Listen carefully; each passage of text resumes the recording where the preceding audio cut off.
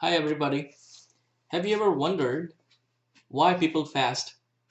By fast, I mean the fasting rituals that most of you are familiar with. If you look at the history of time, um, the Buddhist faith, the Hindu faith, the Jewish faith, the Christian faith, Islam, all religions have some aspect of fasting.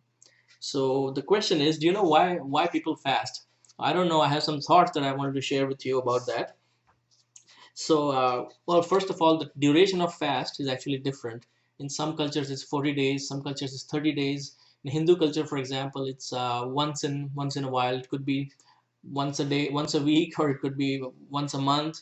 It's variable, depends on the religious calendar and what you eat and not don't eat. It's really different in different faiths. But the idea is the same. You don't eat certain things, and you are only allowed to eat certain things, or you withhold yourself from food.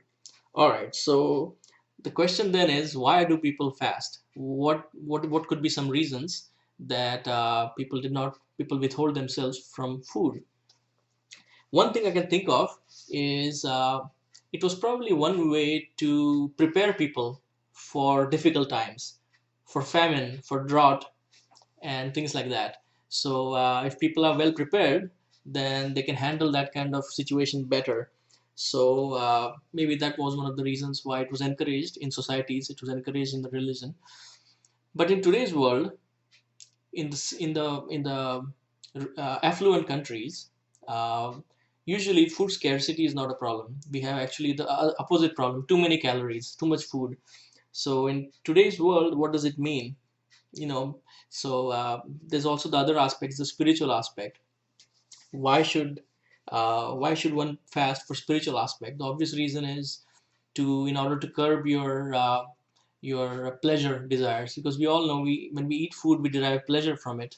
So maybe it's one way to, if you stop eating food, you're not thinking about pleasure so much, you're detached from it. So it allows you to focus more on your spiritual side, because we all have a spiritual side and a material side, a body and a soul and so on. So well, actually in science there is one example where actually it was a study done in rats. The rats have whiskers. So those whiskers are not like our mustache. The mustache doesn't really do anything. But the rat whiskers, each whisker is like a sensor. It's like an antenna. It senses things. It's got chemical sensors. It's got all kinds of sensors.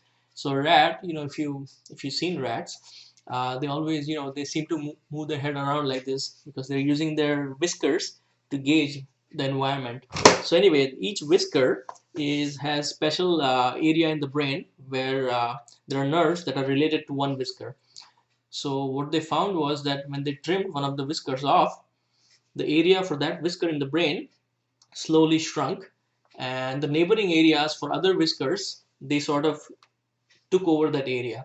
So in other words, when one particular area in the brain representation shrinks, other areas the representation increases. So I was thinking of the same principle.